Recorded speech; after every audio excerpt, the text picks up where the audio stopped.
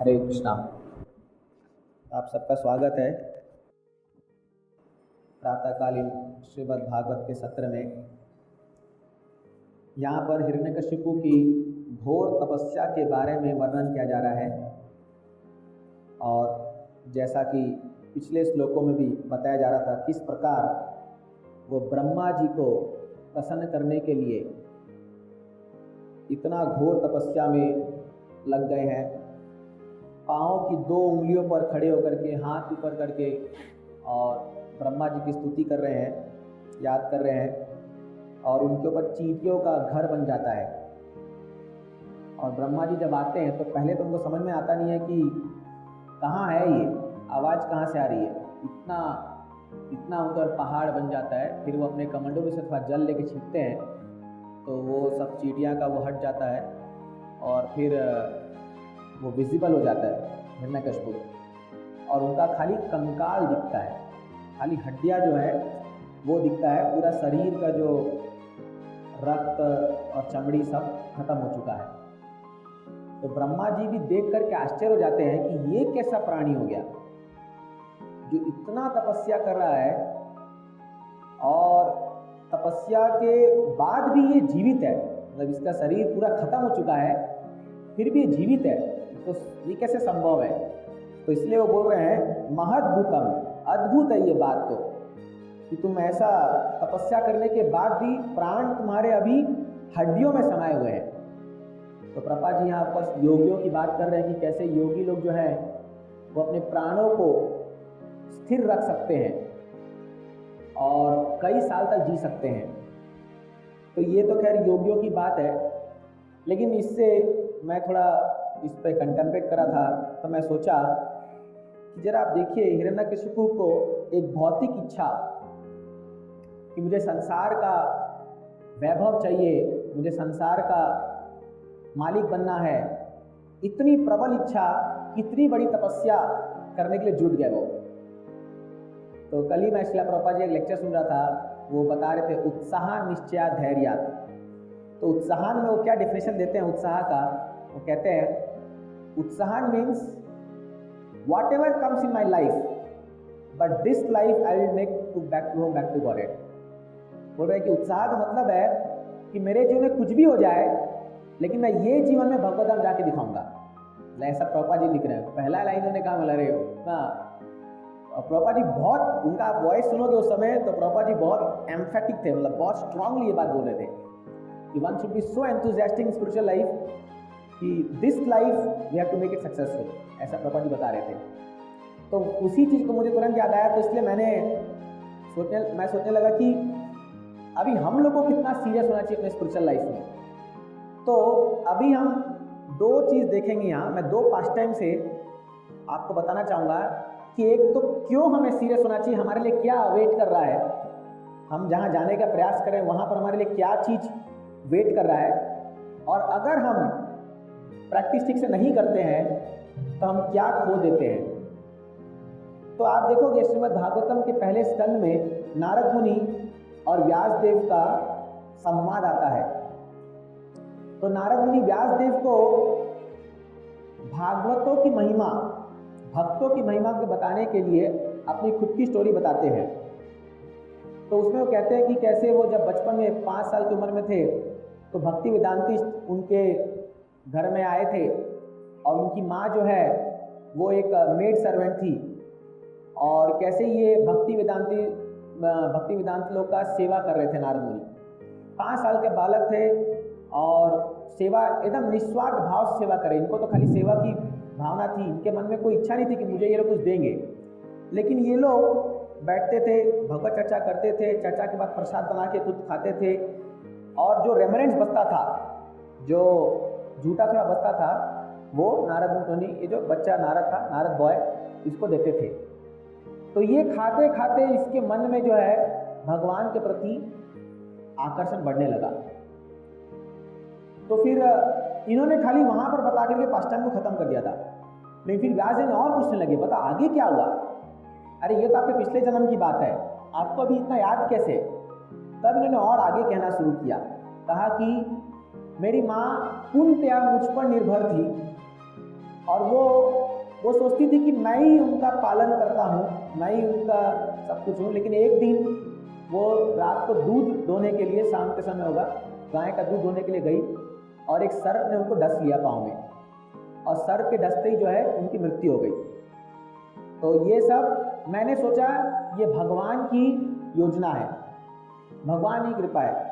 मैंने यहाँ तक भी सुना है कि नारद, वो जो लड़का ने, वो माँ के शरीर को घर में ही रख करके घर को जला दिया और वो निकल पड़े भगवान को ढूंढने के लिए। तो वो जगह जगह जाते हैं, खेतों में, वनों में, इवन भागवतम में सिटीज़ का ही वर्णन है, मेट्रोपोलिस एंड ऑल जगह से ही वर्णन है। तो बोलते हैं मैं बहुत घूमा, घूमते जा रहा हूँ, घूमते गया, फिर लास्ट में मैं एक पेड़ के नीचे बैठ करके मेरे हृदय में जो भगवान है, परमात्मा, उन पर मैं ध्यान करने लगा।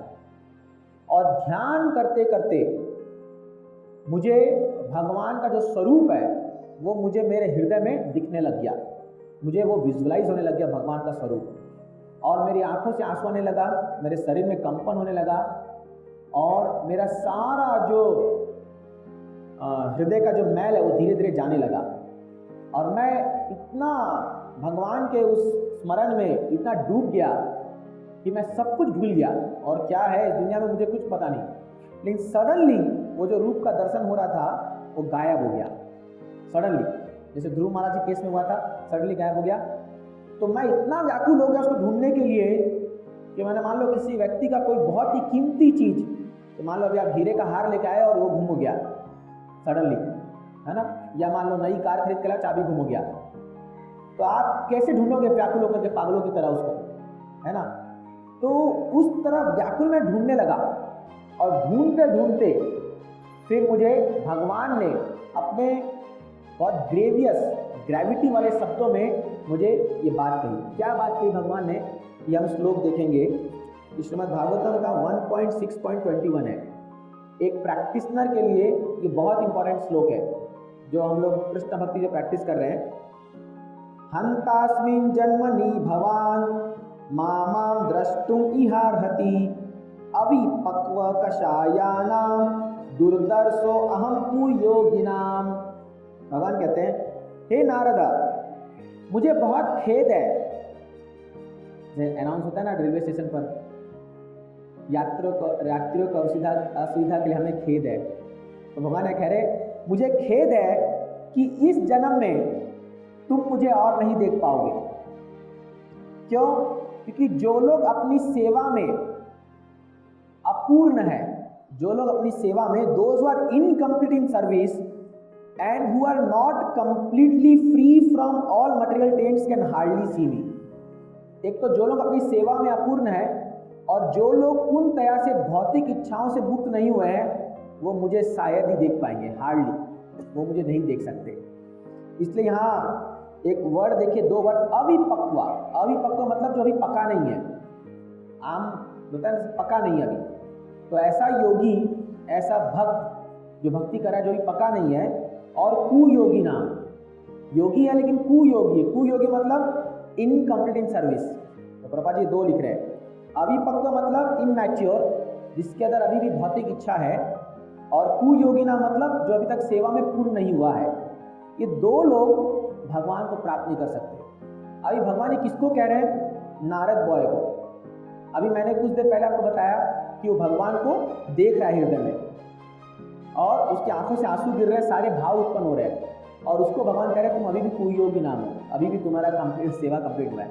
आप सोचिए हमारी क्या स्थिति है, हम लोग किस स्तर पर है, थोड़ा सोच लीजिए, है कि नहीं है। जब नारद जैसे लड़के को भगवान कुयोगी नाम कह रहे हैं, और उनको कह रहे हैं कि तुम अभी तक पके नहीं हो सेवा में, और यहाँ हम लोग अपने आप को बोस्ट करते हैं मैंने बहुत सेवा कर लिया इस्कॉन में। कोई 10 साल हो जाता है, किसी को दीक्षा को 15 साल हो जाता है, तो ऐसा सोचने लग जाते हैं कि मतलब मैं कितना सीनियर डिवोटी हूँ, है ना। तो कई बार तो लोग सीनियर के नाम पे बोलते हैं, तो इस्कॉन में एक टैग लगा देते हैं अभी लोगों का आजकल, प्रभु जी आप इतने सीनियर हो कि आप तो प्रभुपाद से भी सीनियर हो इस्कॉन में। मतलब प्रभुपाद जी इस्कॉन स्टार्ट करने से पहले ही आप भक्त में थे, इतने आप सीनियर बन गए अभी। तो यहाँ पर नारद मुनि को कह रहे हैं कुयोगी नाम, मतलब आप अभी तक सेवा में कंप्लीट नहीं हो। तो देखिए हम सेवा में कंप्लीट हैं कि नहीं है, ये कौन सर्टिफाई करेगा? अभी भगवान तो शायद ही मदन मोहन जी आके हमको बोलेंगे ये या तो हमारे स्पिरिचुअल अथॉरिटीज़ या गुरु महाराज, आपके गुरुदेव ही हमें बता सकते हैं कि आप कितना कंप्लीट हो कि नहीं हो। और लेकिन बड़े दुर्भाग्य की बात है कि हम लोग कभी कभी गुरु महाराज के सामने जाना भी नहीं चाहते हैं, क्योंकि हम डरते हैं कि महाराज को क्या बोलूँगा अभी मैं, महाराज पूछ लें क्या सेवा कर रहे हो, कुछ नहीं, अगर कुछ टेंजिबल किया नहीं है, या महाराज हमारे दोस्त निकालेंगे, या हम कैसे महाराज को बताएं, या हम तो बहुत ही कम सेवा कर रहे हैं, है ना।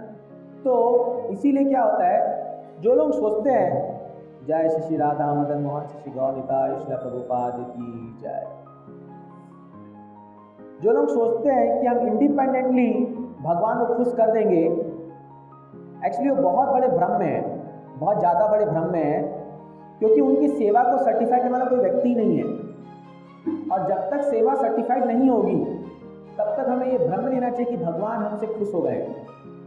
ये हमारा माइंड हमें बोल देता है कि मैंने बहुत सेवा कर लिया, मैं बहुत बड़ा भक्त बन गया हूँ और अभी मुझे किसी की दरकार नहीं है। सबसे बड़ा इल्यूजन यही है, और ये माया का जो भक्तों के जीवन में खास करके सबसे बड़ा माया का जो प्रहार है वो ये है, इंडिपेंडेंट मेंटालिटी, जहाँ पर वो सोचते हैं कि मतलब अब मुझे किसी को पूछने की दरकार नहीं है कि क्या मेरी सेवा ठीक चल रही है कि नहीं चल रही है, कि क्या मतलब मैं सही से भक्ति में आगे बढ़ रहा हूँ कि नहीं बढ़ रहा हूँ। तो वो सेल्फ सर्टिफाइड डिवोटी बन जाते हैं। अक्सर ही देखा गया लोगों में एक कुछ समय के बाद, 5 साल 10 साल बिताने के बाद, क्योंकि उनको लगता है कि मैंने इस्कॉन में सारी फिलॉसफी जान ली है, मैं 16 माला कर ही रहा हूँ, 4 नियम तो मैं पालन कर ही लेता हूँ, उसमें तो कोई वो है नहीं, मन में तो नहीं कर पाता हूँ, एटलीस्ट फिजिकली तो मैं कर ही रहा हूँ, और मैंने अच्छा खासा रेपुटेशन बना लिया है, कुछ लोग मुझे जानते हैं, मैं एक ठीक ठाक डिवोटी हूँ। तो एक स्टैग्नेंसी आ जाती है भक्ति में उस समय। तो हालांकि वो व्यक्ति बहुत पॉपुलर बन जाता है लेक्चर देना, क्योंकि देखिए स्पीकिंग में एक स्किल है। तो आप जैसे बाहर लोग करोड़ों लोगों को इंस्पायर कर लेते हैं, आज बड़े बड़े मोटिवेशनल स्पीकर है, हमारे कितने फॉलोअर होंगे? 50, 100, 200, 500, 1000 मैक्सिमम। बाहर ऐसे स्पीकर हैं जिनके लाख लाख फॉलोअर है, एक एक लेक्चर देते हैं तो 1-1 करोड़ लोग कभी कभी देखते हैं, है ना। तो ये कला है, ये कोई बोलने की कला, गाने की कला, कुछ अच्छा मैनेजमेंट करने की कला, फंड कलेक्शन की कला, ये सब कला है, ये भक्ति नहीं है। इसे हमें जानना होगा। ये कलाओं के द्वारा हम लोगों को खुश करके और हमें 10 लोग तारीफ कर दे और हम सोच ले हम बहुत बड़े भक्त बन गए, ये बहुत बड़ा इल्यूजन है, बहुत बड़ा इल्यूजन है। क्योंकि हमें खुद ही अपने हृदय में झांक के देखना होगा कि how much I have become free from material desires, मैं कितना भौतिक इच्छा से दूर हुआ हूँ और कृष्ण को प्राप्त करने की मेरे अंदर लालसा कितनी ज़्यादा है, कितनी ज़्यादा। How much I have intense desire to achieve Krishna तत्रापि लौल्यम एक मूल्यम। हाँ, भक्ति स्वामी सिंधु में कहा गया है भगवान को प्राप्त करने का एक ही मूल्य है, वो है इंटेंस डिजायर, ग्रीड, लौल्यम तत्रापि। अब मैं आपको इस कथा का दूसरा साइड में लेके जा रहा हूँ, क्या लौल्यम होना चाहिए और कैसा लौल्यम होता है भगवान की सेवा में। तो मेरा सौभाग्य था कि मैंने सनातन गोस्वामी के द्वारा लिखा बृहद भागवतामृत का कंसाइज फॉर्म मैं पढ़ रहा हूँ, उसको कई दिनों से पढ़ रहा हूँ। लेकिन कल मैं एक ऐसा पास्ट टाइम पढ़ा जो मैं गदगद हो गया पढ़ करके रात को, और शायद उसी का फलस्वरूप है कि मैं बोला इसको तो बोलना ही पड़ेगा अभी यहाँ इस क्लास में। तो आप जानते हैं गोप कुमार की कथा बहुत फेमस कथा है। गोप कुमार कैसे जो है भगवान को प्राप्त करने के लिए भौतिक स्तर से धीरे धीरे उठते उठते हर एक लोक की यात्रा करते हैं, हर एक लोक, कहीं पर भी संतुष्ट नहीं होते। इवन भगवान विष्णु का भी दर्शन करने के बाद उन्हें संतुष्टि नहीं मिलती है, वो तो छोड़ो वैकुंठ जा करके, द्वारका जा करके भी संतुष्टि नहीं मिलती है। लेकिन जब अंत में, अभी एकदम एंड में आपको लेके जा रहा हूँ, बहुत लंबी कथा है, बहुत लंबी, हर एक लोक में क्या क्या एक्सपीरियंस वो करते हैं, इतना सुंदर वर्णन है, कभी फुर्सत मिलेगा तो इसको पूरा पढ़ना। लेकिन बहुत वॉल्यूमस है, इसलिए बृहद मतलब बहुत बड़ा भागवतामृत है। पढ़ते पढ़ते भागवतम ही कंप्लीट नहीं हो रहा है भक्तों का, तो ये क्या पढ़ेंगे। इसलिए मैंने कंसाइज फॉर्म मैं बुक उठा लिया कहीं से और वो पढ़ने लगा। लास्ट में भी आप देखिए, जब ये गोलोक वृंदावन पहुँचते, वृंदावन ये जब पहुँचते हैं वहाँ पर और ये देखते अपने चारों तरफ और ये बोलते अरे ये तो भौतिक जगत है। एग्जैक्टली जो आज आपको गोकुल दिखता है ना, यहाँ पर गोकुल जो जैसे दिखता है, जैसा भागवत में वर्णन है, सेम वैसा ही दिख रहा है वो आध्यात्मिक जगत। लेकिन वहाँ की जो चीज़ें हैं, वहाँ का जो रेसिप्रोकेशन है, वो देख के समझते हैं नहीं नहीं ये कुछ एक्स्ट्रा ऑर्डिनरी है।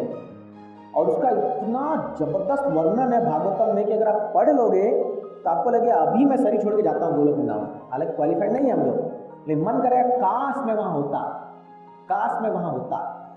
तो इसमें क्या होता है, जब गोपर पहुँचते हैं तो ये क्या देखते हैं, भगवान अभी शाम को गाय चरा करके वापस आ रहे हैं। ठीक है, अभी गाय चरा के भगवान आ रहे हैं तो अपने गोप सखा गण के साथ है, इधर कदम का माला पहने हुए हैं, पूरा उनको वनमाली वन के भेष में पूरा उनको सजाया गया, बहुत सुंदर। जैसे आप देखते हो राधा माधव को सजाते हैं उधर मायापुर में, एकदम सुंदर ऐसे मुरली पकड़े हुए हैं। और उनके बाल में जो है गाय के खूर से उछला हुआ जो धूल है पांडुरंगा, वो पांडुरंगा से बाल जो है थोड़ा डस्टिंग हो गया है, तो अपने हाथों से वो बाल को थोड़ा सा ऐसे झाड़ रहे हैं, ऐसा वर्णन है उसमें, ऐसा झाड़ रहे हैं। और वो जो है भगवान एकदम पीताम्बरी पहने हुए, वो बिगल जो है उनके इसमें लगा हुआ है और माला पहने हुए हैं एकदम, ऊपर तो बेयर फिट है, मैंने बेयर बॉडी है, और सुंदर डेकोरेशन किया हुआ जो है फ्लूट पकड़ के आ रहे हैं। आप जानते हो ये वृंदावने स्वपाद रमन गीत कीर्ति, ऐसा वर्णन है भागवतम में। जब ये आ रहे हैं तो गोप कुमारी को देखे, जैसी गोप कुमारी को देखे ये वहीं बेहोश हो गए देखते ही, क्योंकि इनको तो मिल गया अभी अल्टीमेट गोल ऑफ लाइफ, भगवान का दर्शन हो गया, वहीं बेहोश हो गए। तो इनको थोड़ा सा कॉन्शियस आया, ये उठ के अब क्या देखते हैं, कृष्णा जो देखे उनके बगल में श्रीदामा थे, बोले श्रीदाम आ गया मेरा दोस्त, स्वरूप आ गया। अभी तक गोप कुमार नाम बोले थे, अभी स्वरूपा उसका नाम है, उसका जो आध्यात्मिक नाम है। बोला श्रीदाम स्वरूप आ गया, और करके भागे और इस स्वरूपा जो है इसको एम्ब्रेस कर लेते भगवान, एम्ब्रेस करके इसको गला पकड़ लेते ऐसे एम्ब्रेस करके। अब ये क्या देख रहा है, ये स्वरूपा, भगवान बेहोश हो गए। भगवान इसको देखे और भगवान धड़ से जमीन में गिर गए, ऐसा गला पकड़े पता नहीं कैसे गिरे होंगे, ऐसे गला पकड़े जो है गिर गए नीचे, जमीन पे गिर गया भगवान। अभी जब गिरे तो सारे तरफ हाहाकार मच गया। वहां ये देख रहे हैं, इधर गोपियां कह रहे क्या हो गया, क्या हो गया, क्या हो गया, किसने क्या कर दिया, अरे हमारे तो प्राण गए, हम तो गए। इधर से सारे गोप कुमार आ गए, इधर से यशोदा को पता चल गया तो वो लोग भागते हुए आ रहे हैं यहाँ घर से। तो सारा वृंदावन मतलब समझ लो थम सा गया, और सब के सब एकदम इंटेंस सेपरेशन चले गए। जैसे जब भगवान ये कालिया दमन में घुस जाते हैं यमुना में, तो जैसा उस समय होता है सिचुएशन, वैसा सिचुएशन हो गया। ये सब ये देख रहा है, ये स्वरूपा कि क्या हो गया अभी भगवान को, इसको समझ रही इसको क्या हो गया, मैं तो कुछ किया ही नहीं, आके गले लगे और वो धम से नीचे गिर गए। और लिखा हुआ है आंखों से इतना आंसू बहा भगवान के कि वहां पूरा कीचड़ बन गया, जो मिट्टी था पूरा कीचड़ बन गया, आंखों से आंसू बहे जा रहे हैं, और वो अचेत पड़े हुए भगवान। तो सब के सब एकदम अचंभित हो गए, क्या हो गया। इधर से बलराम जी आए, देखो अगेन बलराम जी उस समय भी जब कालिया का लीला हुआ था तब बलराम जी आकर के उनको पता था कि क्या है। अभी बलराम जी आए, बलराम जी पहले तो खुद रोने लग गए देख करके कि भगवान किस अवस्था में चले गए। रोते रोते उन्होंने क्या किया, वापस से कृष्णा का हाथ, एक्चुअली इसने क्या किया था स्वरूपा ने, वो डर गया थोड़ा, तो उसने भगवान का जो हाथ है अपने गले से चुपचाप से निकाल दिया साइड से। तो बलराम जी ने वापस से उनका हाथ जो है इसके गले में रखा, स्वरूपा के गले में रखा, और इसको कहा अपने हाथों से भगवान का हाथ को मस लो। जब कोई बेहोश हो जाता है तो आप मसलते हो ना बॉडी को, मस लो। और उनको कुछ कहने को कहा। तो ये स्वरूपा जो है ये थोड़ा सा मैंने कुछ अच्छी आवाज में भगवान का नाम पुकारने लगा, कृष्णा गोविंद मुरारी कुछ तो बोल रहा होगा। जैसे ही बोलने लगा भगवान को चेतना आ गई, तुरंत चेतना आ गई। जैसी चेतना आ गई सब वाह जाग गया कृष्णा, वाह, सब बहुत खुश हो गए एकदम।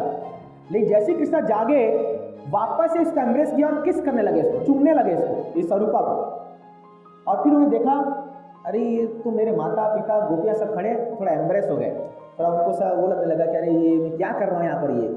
और फिर भगवान खड़े हुए और बोले चलो चलो चलो अभी शाम होगी, चलो घर चलो, घर चलो, सब लोग अपने अपने घर जाओ, चलो अपने अपने घर चलो चलो। और स्वरूपा को ले करके भगवान अपने घर जा रहे हैं बलराम के साथ। अब क्या हुआ, जब ये जा रहे हैं तो ये पूरी लीला वर्णन है कैसे भगवान रात को वहाँ पहुँचते हैं और माँ यशोदा और जो रोहिणी है वो भगवान ने क्या क्या पकवान बनाती है ये भी वर्णन है। इतना आइटम बनाते हैं, इतना आइटम है, और सब गोल्डन पॉट, सब जो है सोने के बर्तन में एक एक करके परोस रहे हैं। अब क्या होता है, गोपियाँ जो हैं वो बाहर वेट कर रही है कि कैसे ही जो लोग वेट करें कि हम खिलाएंगे भगवान को, हम खिलाएंगे भगवान को। तो एक है लंबा पास्ट है, मैं नहीं बताऊंगा, लेकिन एक पास्ट बताऊंगा। राधा रानी एक बहुत सुंदर प्रिपरेशन बना के लाती है और वो कृष्णा के लिए स्पेशली बना के लाती है उसी दिन शाम को, और भगवान को परोसती है। तो भगवान जो है खा रहे हैं उसको देख करके राधा रानी को, और खाते बोलते हैं बहुत कड़वा है, बहुत कड़वा है। और स्वरूपा उसको देते हैं तुम खाओ इसको, बहुत कड़वा है ये। और स्वरूपा खाता बोलते अरे बाप रे, इससे नेक्टेरियन चीज है ही, खाया ही नहीं कभी मैंने जिंदगी में। तो भगवान ऐसे करके टीस कर रहे राधा रानी को, मतलब राधा रानी को चिढ़ा रहे हैं कि अरे क्या बनाते हो तुम्हें, लेकिन उनको पता है कि राधा रानी सबसे स्वादिष्ट पकवान वही बनाती है। तो ऐसे भगवान तरह तरह के प्रिपरेशन खा रहे हैं, और खाने के बाद फिर माँ यशोदा बोलती है अभी मेरा बाल बाल को जो है इसको थोड़ा सा नहलाओ। तो नहलाने के लिए ये लोग गोपियाँ बलराम जी को बोलती है आप थोड़ा नंद महाराज को बुला के ले आइए, नंद महाराज बाहर है उनको बुला के, क्योंकि इनको पर्सनली नहलाना है भगवान को। और इसमें एल्डरली गोपियाँ भी होगी और भगवान की सखियाँ ये लोग भी होगी। तो और यशोदा माँ और रोहिणी को बोलते हैं कि आप लोग जाके कुकिंग देखिए और आइटम बनाइए भगवान को बाद में खिलाने के लिए। तो ये लोग चल जाते हैं, तो बलराम चल जाते हैं। अब गोपियाँ और भगवान अकेले हैं, और ये लोग भगवान को नहला रहे हैं, पूरा चंदन का उत्तन लगा करके और एकदम सेंटेड वाटर से एकदम नहला रहे हैं। और भगवान को, और फिर क्या इसमें वेंशन है कि भगवान की आंखों को, उनके चेहरों को डेकोरेट करें। जैसे आप राधा माधव के देखते हो ना मुंह पे डेकोरेशन, वो सब असली है एक्चुअली, वैसे डेकोरेट कर रहे हैं। तो भगवान बोलते हैं अरे अच्छा नहीं लगा, शायद मिरर होगा सामने, फिर से करो, फिर से करो, अच्छा नहीं बना, ठीक से नहीं बना ये डेकोरेशन। तो फिर से बना, तो इतना लेट हो रहा है। तो इतना यशोदा मैया आती बोलते क्या कर रहे हो तुम, जल्दी नहलाओ ना, इतना लेट कर रहे हो तुम लोग। तो बोलते हैं अरे क्या करे आपका लाला, ये इसको पसंद ही नहीं आ रहा कुछ भी चीज़ें। तो फिर वो लोग जो है और डेकोरेट कर रहे हैं। डेकोरेशन में कितना समय चल जाता है, पूरा डेकोरेट करे जा रहे हैं। ये सब ये स्वरूपा देख रहा है कि भगवान ऐसा लीला चल रहा है, ठीक है। फिर जो है भगवान को नहला दिला के अच्छा कपड़ा पहना करके, इतना सॉफ्ट बॉडी है भगवान का, एकदम फोम जैसा, इतना सॉफ्ट बॉडी कि उनको छूने में डर लग रहा है कि मतलब इनको कहीं मतलब थोड़ा दर्द ना हो जाए। फिर भगवान को रूम में लेके जाते हैं, रूम में सुलाते हैं। तो माँ यशोदा सोचती है कि कान्हा सो गए, लेकिन वो सोए नहीं है, वो सो के लाइट बंद कर चले जाती है। ये तो उठ के चले गए कहाँ, रासलीला, रात को चले गए। ये स्वरूपा देख रहा है, सब सारी लीला देख रहा है वो। तो चले गए रासलीला में, चले गए। सुबह आते हैं, तो सुबह जब यशोदा माँ उठाती है भगवान को, तो देखती है उनके हाथ, उनका जो माला वाला सब है सब बिखरा हुआ है, सब टूटा हुआ है, और उन पर थॉर्न्स के निशान है, मतलब कुछ उनके शरीर पे निशान है। तो फिर माँ यशोदा जो है इनको गाली देती है, क्या नहलाया, देखो कल शाम को मेरा कान्हा जो है फॉरेस्ट से आया था, वन से, ठीक से सफाई भी नहीं किया, अभी तक धूल लगा हुआ है। उनको क्या पता ये रात को इतना लीला करके आ रहे हैं भगवान, ठीक है। तो फिर भगवान को उठाती है और अपने हाथों से फिर यशोदा माँ उनको सफाई करके नहलाती है। अब माँ यशोदा तैयार कर रही है, अब माँ यशोदा कृष्णा को तैयार कर रही है, कृष्ण और बलराम को, उनको 2 चेयर में बैठाती है और बैठा करके जो है कृष्ण को तैयारी कर रही है कि उसको भेजना है वन में। अब मैं आपको माँ यशोदा का जो अफेक्शन है, जो प्रेम है, उसके बारे में एक झलक बताता हूँ। क्या है यशोदा माँ, मतलब बोलते हैं ना अफेक्शन का अनलिमिटेड, ऐसा वर्णन है यहाँ पर कि सुरभि जो गाय है, जब एक बछड़ा होता है तो जिस प्रकार एक गाय अपने बछड़े से प्रेम करती है, जब गाय का बछड़ा होता है ना तो माँ उसको चाट चाट के साफ करती है। तो इवन आप देखोगे वित्रासुर भी जब प्रार्थना में ये काव एंड काफ का एग्जाम्पल लाते हैं, हे भगवान मेरा आपसे प्रेम ऐसा बने, एक गाय इसमें बछड़े से करती है, और गायों में सर्वश्रेष्ठ कौन है, सुरभि गाय, तो उसका तो कितना ज़्यादा प्रेम होगा। तो वो यहाँ लिख रहे हैं सनातन गोस्वामी कि वो माँ यशोदा के प्रेम के सामने कुछ भी नहीं था, मतलब उन्होंने डिफीट कर दिया इस प्रेम को माँ यशोदा ने। तो और इवन भागवत में वर्णन आता है कि बड़े बड़े योगी लोग, माँ यशोदा जब कृष्ण के पीछे भाग रही है और उनके जो बाल हैं उसमें से फूल जो बंधा हुआ है वो गिरता है, उसमें मेडिटेट करते हैं कि इतना ऊंचा स्थान है यशोदा माँ का कि उन पर बड़े बड़े योगी और ये लोग सब मेडिटेट करते हैं माँ यशोदा पर उच्च पदवी प्राप्त करने के लिए। तब यशोदा माँ दोनों को बैठा दी है और बैठा करके जो है सजा रही है, पूरा कपड़ा पहनाती है अच्छे से, फ्लूट लगाती है, चंदन से डेकोरेट करती है, फूल वूल लगाती है सब। अब जो है समय आ गया है कृष्णा को जाना है बाहर अब लेने के लिए। अब देखिए क्या हो रहा है यहाँ पर। तो जैसे ही भगवान बाहर जाने के रेडी होते हैं, इधर पीछे इनके गोप सखा रेडी हो जाते, सब आ रहे थे अपने घर से, चलो कान्हा आज चलेंगे। अब इधर गोपियों का जो है हार्ट ब्रेक हो रहा है, एकदम सेपरेशन, ये भाव है विप्रलंबा, कभी सेपरेशन कभी यूनियन। तो अभी गोपियों का एकदम हृदय एकदम लग रहा है, अरे अभी चले जाएंगे कृष्ण, अभी जा, अरे अभी एक शाम के लिए तो जा रहे हैं, शाम को आ जाएंगे, वो नहीं, अभी जा रहे कृष्ण। हालांकि उनके हृदय बहुत अवरुद्ध वो हो रहे हैं, कंठावरुद्ध हो रहा है, फिर भी वो लोग भगवान के प्रोटेक्शन के लिए गीत गा रहे हैं, ये सारी गोपियां आकर के। और इधर में माँ यशोदा खड़ी है गेट पर, अभी इनका घर होगा, गेट से ऐसे निकल के, तो वहाँ देखती है कान्हा को थोड़ा सा पर्सपिरेशन आ गया, थोड़ा सा पसीना आ गया। अब पता नहीं धूप निकला होगा, क्या होगा, 8-9 बज रहा होगा। आप देखो तो भी ऑफिस जाते लोग तो थोड़ा पसीना आ जाता है। तो यशोदा क्या है, पीछे आती है, फिर जाती है, उसको भगवान के चेहरे को पोंछती है हाथ से, और फिर अपने साड़ी के पल्लू से पोंछती है भगवान को, और बोलती है बेटा ठीक से जाना, ठीक है। मुड़ती है, 3 कदम आती है, फिर जाती है, तो उसके हाथ में एक बीटल नट सुपारी देती है, और उसके मुंह में थोड़ा सुपारी देती है, मुंह को सेट फ्रेश करने के लिए, और बोलती है बेटा ठीक से जाना, अच्छे से जाना, ठीक है। फिर हाँ माँ मैं जा रहा हूँ, फिर आती है 2 कदम, फिर जाती है, फिर थोड़ा मीठा खिलाती है, बोलते हैं घर से निकल रहा थोड़ा मीठा, उस पर थोड़ा सा कुछ काजू किशमिश बादाम डाल के मीठा खिलाती है उसको। फिर हाँ माँ मैं जा रहा हूँ, फिर आती है, ऐसे पीछे घूमती है, फिर जाती है, फिर देखती है अरे तेरे कपड़े ठीक से नहीं लग रहे हैं, कपड़े को तो एडजस्ट करती है पूरा, जैसे जब आप स्कूल बच्चों में जाते हो देखोगे माँ जो है वो पैंट शर्ट थोड़ा सा ठीक करती है, टाई वाई ठीक से लगाती है, तो वैसा उसको पूरा डेकोरेट कर करके यशोदा बोलती है बेटा ठीक से जाना, ठीक है। तो हाँ माँ मैं जा रहा हूँ, फिर आती है, फिर जाती है। अब क्या करती है, अब वो बोलती है बेटा देखो बहुत घना जंगल है, ज़्यादा अंदर मत जाना, और ना ये जंगल में ना बहुत कांटे वाले पेड़ है ना, उसके पास तो बिल्कुल मत जाना बेटा, देखो तेरा शरीर बहुत कोमल है, अगर इसमें कांटा लग गया तो खून निकलेगा, या कुछ भी बोल सकती है, बोली ज़्यादा अंदर मत जाना। बोला हाँ माँ मैं बहुत सुरक्षित जाऊँगा। फिर आती है थोड़ा, फिर जाती है, और फिर जो सारे जो वहाँ पर गोप सखा होते हैं इनको एक एक करके नाम लेके बोलती है, जिसमें लिखा है कि अपने दांतों के बीच में स्ट्रॉ, इसका सिंबल है अटर ह्यूमिलिटी।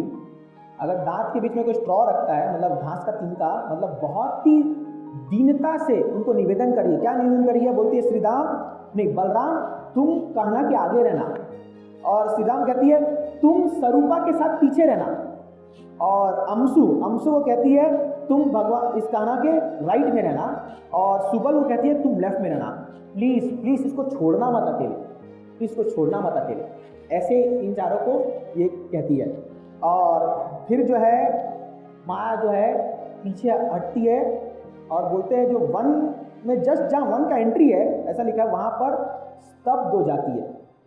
तो कृष्णा जो है उस समय माँ को एम्ब्रेस करते हैं और उसका चरण छूते हैं, और बोलते हैं माँ क्यों चिंता कर रही हो मेरी, इतनी चिंता क्यों है तुम्हें, और ऐसा करके कई चीज़ बोल के पैसिफाई करते हैं, मत चिंता करो मुझे कुछ नहीं होगा, ऐसा करके।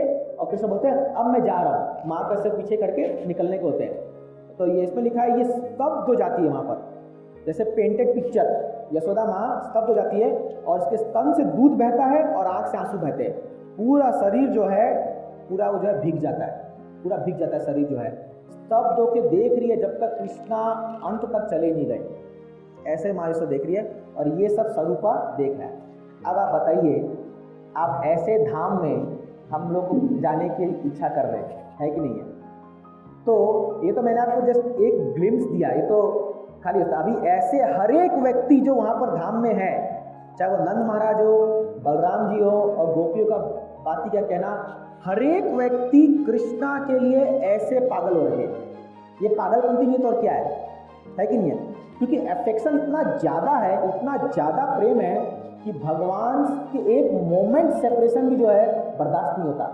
और जब भगवान शाम को आते हैं तो ऐसा मेंशन है कि सब लोग यमुना के तट पर जो है खड़े होकर के आंखें जो है खाली भगवान जिस दिशा से आने वाले वहाँ पर देखते रहते हैं, और भगवान जो है चल के आते हैं, और तब तो उनके लिए भगवान को देखना मतलब उत्सव, और भगवान का विरह मतलब जो है मृत्यु के समान है, ऐसा उनका स्थिति हो जाता है। तो कहने की बात यह है कि जब तक हम लोग भगवान के प्रति ऐसा प्रेम उत्पन्न नहीं कर पाएंगे, इतना इंटेंस डिज़ायर, तो हम कैसे उम्मीद कर सकते हैं कि हम लोग भगवत धाम जाने के लायक है ना? तो एक्चुअली क्या, इसीलिए यहाँ मैं नारद मुनि के इस पास्टर में बता रहा था कुयोगी नाम। तो हम लोग को अपनी साधना में हमें ध्यान देना होगा कि हम कितना डिज़ायर अपने अंदर प्रस्तुत कर रहे हैं, ये बहुत इम्पॉर्टेंट है। क्योंकि एक जो प्रोग्रेसिव डिवोटी है, हमें हर लेवल पे काम करना है। देखिए, पहले जब हम लोग भक्ति में आते हैं नए नए, तो साल के 5-10 साल चले जाते हैं हमारे ग्रॉस अनर्था को निकालते हुए। हमारे जो ग्रॉस है, ग्रॉस मतलब कि जो हमारी बुरी आदतें, हाँ, नशा करना या कुछ उल्टी सीधी पिक्चरें देखना, कुछ भी जो करना है वो ग्रॉस में चला जाता है। बट 10 साल बाद शुरू होगा सटल। अभी बहुत सारे अनर्था तो हमारे हृदय में आए ही नहीं ऊपर। हम जब 10 साल बिता लेंगे भक्ति में, उसके बाद सटल अनर्था ट्रबल करना शुरू करेंगे। एनवी, प्राइड, हाँ, लस्ट, एंगर, ग्रीड। जैसे लस्ट, एंगर ये सब तो पहले ही आ जाता है रजोगुण तमोगुण से, बट एनवी और प्राइड ये दो चीज थोड़ा देर बाद आएगा। आप सोच भी नहीं पाएंगे मेरे हृदय में हो क्या रहा है ये, लेकिन भगवान अभी चर्निंग शुरू कर दिया वहां पर, और आपको वो दिखेगा सामने। हे भगवान, मैं कितना गिरा हुआ इंसान हूँ, मैं कितना वो आपको विजिबली दिखेगा वो सामने, मैं ऐसा हूँ। क्योंकि शुरू में क्या होता है, जब हम शुरू के 4-5 साल भक्ति करते हैं तो हमें भौतिक संसार से जो राहत मिलती है उसका जो आनंद है, हम सोचते हैं ये भक्ति का आनंद है। जो भौतिक संसार में हम आग में जल रहे थे, मान लीजिए आप बहुत तपते हुए धूप से आप AC 2 टायर में जाके बैठ जाते हो, AC 3 टायर में, तो एक बार आराम नहीं मिलता जबरदस्त, अरे स्वर्ग में आ गया ऐसा लगता है, इतना ठंडा लगता है ना। लेकिन फिर मान लो 24 घंटा का रास्ता है, तो वो AC में भी फिर आपको कष्ट होने लगता है, अरे कितना ठंडा हो रहा है, अरे कितना परेशानी हो रहा है, खाने को चाहिए, वॉशरूम आ रहा है, अलग अलग चीज़ें होती है। तो जब हम भक्ति में आते हैं तो समझ लीजिए आप तपते हुए संसार से आप अभी AC कंपार्टमेंट में आ गए, इस्कॉन एक AC कंपार्टमेंट में आप आ गए, मंदिर में आ गया, ठीक है। अभी आपको एक बार ठंडा लगा, लेकिन अभी अगर आप यहाँ पर अगर हम लोग ठीक से प्रैक्टिस नहीं कर रहे हैं तो इसके जो अंदर के जो अनर्थास है वो बाहर आना शुरू हो जाते हैं, और उस पर भी व्यक्ति काम करना नहीं करता है। उस पर भी वो क्या सोचता है कि हाँ चलेगा ना, अभी ये क्या फर्क पड़ रहा है। तो हम लोग को एक्चुअली बहुत केयरफुली एक हमारे हृदय से जो अनर्था है उसको निकालना होगा। इसीलिए देखिए, आदो श्रद्धा, साधु संग, भजन क्रिया, ये 3 चीज बहुत जल्दी होता है, बहुत जल्दी होता है। थोड़ा सा आपको श्रद्धा आई, आप इस्कॉन मंदिर आ गए, साधुओं का संग हुआ, भजन क्रिया शुरू हो गया, लेकिन चौथे में फंस जाते हैं। वो क्या? अनर्थ निवृत्ति। चौथे में फंस जाते हैं। अनर्थ निवृत्ति बहुत समय लगता है, और जब तक अनर्थ निवृत्ति नहीं होगी तब तक पूरा नहीं। और ये अनर्थ निवृत्ति भाव तक जाता है, उसके आगे है निष्ठा, रुचि, आसक्ति, भाव, प्रेम। भाव तक ये अनर्थ निवृत्ति चलता रहेगा। इसलिए आप देखोगे भरत महाराज की कहानी में भाव तक पहुंचने के बाद भी फॉल डाउन हो गया। भाव तक पहुंच गए थे, लेकिन फिर भी एक हिरण के प्रति आसक्त हो गए, और हिरण के चलते जो है अगला शरीर हिरण का लेना पड़ गया उनको, है ना। तो इसीलिए इतना आसान नहीं है, ये इतना आसान नहीं है। तो हमें अपने स्वभाव, कई बार जब लोग क्रोध करते हैं तो बोलते हैं क्रोध ये तो मेरा स्वभाव है। अरे लेकिन आप तुम इस स्वभाव के साथ आप भगवत नहीं जा सकते। मान लीजिए आप गोलोकनाथ पहुंचे और कृष्णा आपको ऐसे देखते हुए आ रहे हो, और आप उसे खड़े हो, आप चिल्ला रहे हो, आप उसको डांट रहे हो, फटकार रहे हो, तो बोले भगवान क्या करूं, मेरा स्वभाव है, मैं भौतिक जगह से लेके आया हूं। बोले वापस जाओ वहीं पर, यहाँ नहीं चलेगा ये, समझ रहे ना। तो अपने स्वभाव को हमें धीरे धीरे बदलना होगा। ऑफकोर्स एक बार में नहीं होगा वो काम, लेकिन एक समय के बाद जब आप अपने स्वभाव को भी पार करके भगवान की प्रसन्नता के लिए आप कुछ भी करने को तैयार हो जाओगे, तब पूर्णतः शरणागति हम पहुंच जाएंगे, पूर्णतः शरणागति पहुंच सकते हैं। लेकिन उसके लिए काफ़ी काम करना पड़ेगा, इतना आसान नहीं है। इसलिए जब श्रील प्रभुपाद जी को पूछा गया, परम पूज्य गोपाल कृष्ण महाराज ने पूछा था Prabhupada ji, how many devotees will go back to Godhead? Total hardly 5 to 10% in ISKCON, hardly 5 to 10% will go back to Godhead, because all of others will land up in heaven probably, स्वर्ग में। अभी अच्छा कम से कम स्वर्ग को मिलेगा, ये भी गारंटी नहीं है अभी। हाँ, वो हम डिपेंड करेगा हम कितना भक्ति अच्छे से करते हैं। तो इतना आसान नहीं है भगवत धाम जाना। इसको ये कोई ऐसा ही बना बनाया हलवा नहीं है, बस खा लिया और हो गया, ऐसा नहीं है ये। तो इसके लिए हमको मेहनत करना पड़ेगा, इसके लिए हमको बहुत सारी जतन करना पड़ेगा। इवन ब्रह्मा जी भी 3rd कैंटो में प्रार्थना में कहते हैं कि जिन लोग की तपस्या कम है वो लोग भगवान आपको नहीं देख सकते, आपको प्राप्त नहीं कर सकते। आपको पता है ब्रह्मा जी 100 साल उनके कैलकुलेशन से तपस्या किए, भगवान का दर्शन हुआ, और भगवान के इंस्ट्रक्शन पाने के बाद फिर तपस्या किए क्रिएशन करने के लिए। मतलब भगवान को पाने के लिए तपस्या, और फिर भगवान की सेवा करने के लिए भी तपस्या। समझ रहा? बड़ा अमेजिंग है। तपस्या, कितना तपस्या कर रहे हैं वो। पहले तो भगवान को जानने के लिए कि क्या भगवान है उसके लिए तपस्या, अभी जान गए उसके बाद भी तपस्या। तो मतलब हम लोग को भी ऐसा ही रूल फॉलो करना पड़ेगा। मतलब अभी हमें गुरु प्राप्त करने के लिए तपस्या करना पड़ेगा। तपस्या क्या, 16 माला 4 नियम पालन अच्छे से करना, तपस्या के गुरु मिले। अब गुरु महाराज जो सेवा दिए, ये मत सोचिए अब हो गया मेरा दीक्षा, चलो अब मैं शांति से बैठता हूँ, अब तो महाराज है ना ले जाएंगे मेरे को बैक टू गॉडेड, क्या है मैं कुछ भी करूँ। अधिकांश भक्त यही सोचते हैं। जब दीक्षा हो गया ना, प्रभुपाद जी ने एक बार कहा दीक्षा में इनिशिएशन, स्टार्टिंग, ये एंड नहीं है। अभी तुमने भक्ति स्टार्ट की है, अभी तुमको 16 माला करने के लिए गुरु ने आदेश दिया है, माला दिया, अब जप करो, अब दीक्षा हो तो अब आगे बढ़ो। तो ये कोई एंड नहीं हुआ है, अभी स्टार्टिंग हुआ है।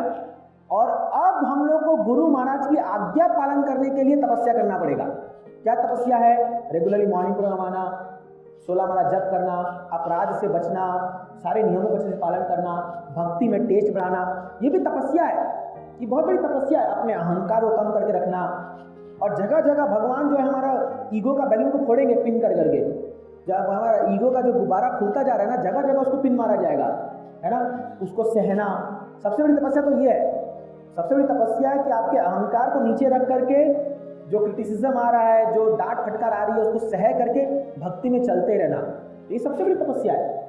और इवन ISKCON में टिके रहना, ये भी बहुत बड़ी तपस्या है। इसीलिए कल मैं लेक्चर सुना था, उसमें एक प्रभु जी बता रहे थे कि जनरली ISKCON में लोग पूछते हैं प्रभु जी आप कैसे आए भक्ति में, आप कैसे आए, how did you came to Krishna consciousness. आप देखोगे हरे कृष्णा टीवी वाले बहुत सारे इंटरव्यू निकालते हैं, how did you came to Krishna consciousness. बोले आप प्रश्न नहीं पूछना चाहिए how do you remain in Krishna consciousness, आप टिके कैसे हुए ये बताइए, ये भी पूछना जरूरी है। जो लोग 10 साल 15 साल 20 साल 25 साल टिके हुए हैं उनको पूछना चाहिए आप टिक कैसे गए भाई भक्ति में, इतना आसान नहीं है। तो इसीलिए हमें सावधान होना पड़ेगा। ये उन लोगों के लिए है जो लोग इस धाम को जाना चाहते हैं, जिन लोगों को गोलोक वृंदावन इसी जन्म में जाना है। तो हम लोग को अपने को क्वालिफाई करना पड़ेगा, धीरे धीरे धीरे धीरे धीरे धीरे बढ़ते बढ़ते क्वालिफाई करना पड़ेगा। और वो क्वालिफिकेशन आएगा भक्तों के सानिध्य से। भक्ति आपको बता पाएंगे कि आप कहाँ गड़बड़ कर रहे हैं और कहाँ आगे बढ़ रहे हैं, कहाँ हो रहा है। हम अपने आप को सर्टिफाई नहीं कर सकते, इस भ्रम में नहीं रहना चाहिए कि मैं अपना भक्ति कर रहा हूँ, मुझे बड़ा आनंद आ रहा है, मेरे आँख से 2 आंसू गिर जाते हैं जपा के समय, मैं तो भी शायद लग रहा है शुद्ध भक्ति बन गया मैं। ये बहुत बड़ा भ्रम है। तो हम लोग को क्या है, we have to take shelter of advance devotees. अभी मैं जड़ भरत का पास्टर में देखोगे, रघुगण को इतना फिलॉसफी समझाया, लास्ट में क्या बोला उन्होंने, महत पाद बिना पाद रजोभिषेकम। जब तक आप अपने शरीर में महत पाद माने शुद्ध भक्तों के चरण कमलों का धूल लपेटते नहीं हो, तब तक आप भगवान को नहीं समझ सकते। रघुगण को कहते हैं, उसमें कहते हैं न तपस्या, न ब्रह्मचर्या, न गृहस्था, न वानप्रस्थ, न संन्यास, कोई भी नियम पालन करने से भगवान नहीं समझ सकते हो आप, जब तक आप किसी शुद्ध भक्त के चरण कमलों के रज को अपने शरीर में धारण नहीं करते हो। शुद्ध भक्त के चरण कमलों का मतलब का रज का मतलब क्या है, उनके फुटस्टेप पे फॉलो करना, वो जो इंस्ट्रक्शन दे रहे हैं उसको फॉलो करना। ये नहीं कि महाराज कुछ, गुरु महाराज कुछ और कह रहे हैं, अथॉरिटीज कुछ और कह रहे हैं, हम अपने मन मर्जी काम करे जा रहे हैं और हम बोल रहे हैं प्रभु जी मैं बहुत एडवांस हो गया भक्ति में। दिस इज इल्यूजन, ये बहुत बड़ा भ्रम है। और समय पार हो जाएगा, आप देखोगे एकाएक जीवन में इतना बड़ा नाता सामने आ जाएगा और उसमें ब्लूप। इसलिए कई बार देखा गया भक्तों को 20 साल 30 साल भक्ति करने के बाद सडनली ब्लूप हो जाते हैं। क्यों? अनर्था का इतना बड़ा, जैसे आप समुद्र में गए हो, जब तक छोटी छोटी लहर आ रही है आपको समझ, आराम से आप खेल रहे हो, उछल रहे कूद रहे हो, एक बड़ा लहर आया आपको डुबा के ले जाएगा, पूरा खत्म, दिख ही नहीं रहा वो कहाँ गया वो। ऐसे ही होता है ये अनर्था जो है ना, ये बैठे हुए अंदर में ऐसे सडनली एक स्पाइक आएगा, रैक से ऊपर उठेगा और आपको ऐसा डुबा देगा कोई गलत कामों में, कहानी खत्म। कहाँ गया वो ड्यूटी दिख ही नहीं रहा, वो तो कहाँ गायब हो गया। ऐसा कईयों के साथ होता है। ये क्यों हुआ? क्योंकि इतने सालों से उसने, जैसे कोई बीमारी होती है ना जो धीरे धीरे बढ़ती है, सडनली पता चले अब तो गया, लास्ट स्टेज आ गया, तो वैसे ही बीमारी बढ़ते बढ़ते बढ़ते बढ़ते एक दिन आएगा ऐसा बड़ा रूप ले लेगा, हम कुछ नहीं कर पाएंगे। तो इसलिए हम लोगों को सिंसियर डिवोटीज का शेल्टर लेकर के अपने इनाथा पे काम करना पड़ेगा, ये बहुत जरूरी है। तभी जाकर के हम बैक टू गॉडेड का सपना सोच सकते हैं, नहीं तो बैक टू गॉडेड बहुत दूर है यहाँ से। मतलब एक मटेरियल वर्ल्ड है अभी हम लोग, और हम कलयुग में बैठे हुए हैं और हम लोग कई जन्मों से जो है अनर्था का पूरा पहाड़ पहाड़ बना करके रखा हुआ हृदय में, वो कब खत्म होगा? कितना समय हमारे पास बताइए? 20 साल 30 साल हार्डली। अभी हमारा 16 हमारा ठीक से जपा नहीं हो रहा है, नींद आई जा रही है जपा में, क्लास में, हर जगह में। क्या हमें भागवत सुनने की रुचि नहीं है? कितना काम करना बाकी, आप सोचिए, कितना अटेंशन चाहिए हम लोग को, हाँ, कितना सीरियसनेस चाहिए, अभी कब आएगा वो? तो इसीलिए इस श्लोक में जैसे हिरण्यकशिपु तपस्या कर रहे हैं, अभी प्रभुपाद जी ने तपस्या तो नहीं बोला, लेकिन भक्ति के मार्ग में जो हमें हमारे गुरु और आचार्य ने तपस्या बताया है, उनको सिंसियरली फॉलो करना चाहिए। तब जैसे ब्रह्मा जी एस्टोनिश हो गए, तब हमारे ऑथोरिटीज होना चाहिए, क्या भक्ति कर रहा है यार, मानना पड़ेगा, क्या डिवोशन है इसका। और जब ये लोग सर्टिफाई करेंगे वंडरफुल डिवोटी, क्या प्रैक्टिस किया है, तब समझना अरे कुछ तो हमने किया है, कुछ तो हमने, उस समय हमें कृपा मिलेगी और हमारे अनर्था छूटेंगे। तब जाके शायद हम ये जो सुंदर हम लीला का दर्शन किए, शायद हमें ये भगवान की कृपा से प्राप्त हो जाए, तो हमारा बहुत बड़ा सौभाग्य होगा।